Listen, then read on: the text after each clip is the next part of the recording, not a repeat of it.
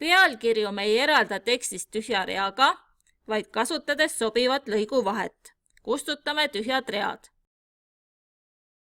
Tühjad read on hästi nähtavad, kuva kõik nupu abil. Ja delete.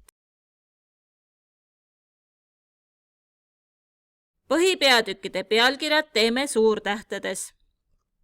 Kui pealkirjade trükkimisel on suurtähed ununenud, siis ei pea pealkiri uuesti trükkima, vaid võib valida täheregistri nupult ülaregistri.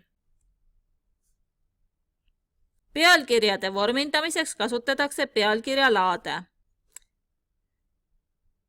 Põhipeatükkide pealkirjad vormindame pealkiri 1 laadis.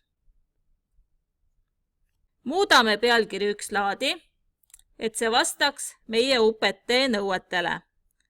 Valime Times New Roman, 14, paks kiri, kirja värv must või automaatne, vasakule joondus, reasamm 1,5. Seejärel valime vorming, lõik ja taanded ja vahed sakilt määrame, et vahe enne lõiku on 0 punkti ja pärast lõiku 6 punkti. Meil on nõue, et põhipeatükkide pealkirjad peavad algama uuelt lehelt. Seetõttu rea- ja lehekülje piirid sakilt teeme linnukese, lehekülje piir enne, pealkiri ühtesid ette. Okei. Ja veel kord okei. Näeme, et pealkiri on saanud määratud vorminduse ja ta algab uuelt lehelt. Teeme ka järgnevad põhipeatükkide pealkirjad pealkiri 1 laadis.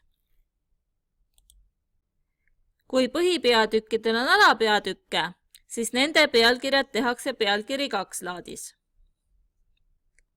Muudame pealkiri 2 laadi vastavalt UPT nõuetele.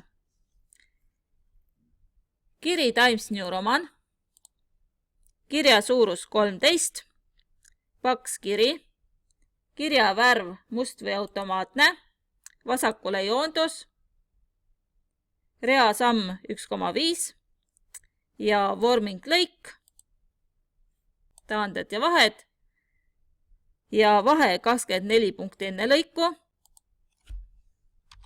ja 6 punkti pärast lõiku. Okei. Ja veel kord okei. Ja teeme ka järgnevate alapeatükkide pealkirjad pealkiri 2 laadis.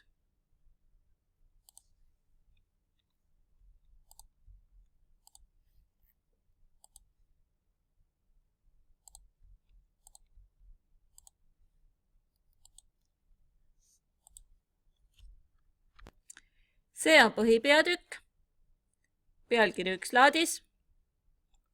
See on alapeatükk, pealkiri 2 laadis. Ja kui alapeatükkidel on omakorda alapeatükke, siis nende pealkirjad tehakse pealkiri 3 laadis. Muudame pealkiri 3 laadi. Muuda.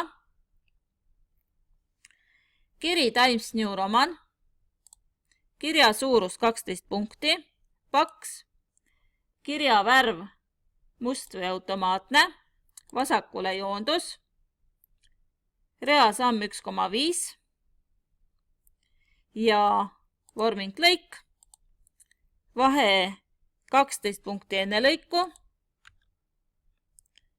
ja 6 punkti pärast lõiku. Okei ja okei.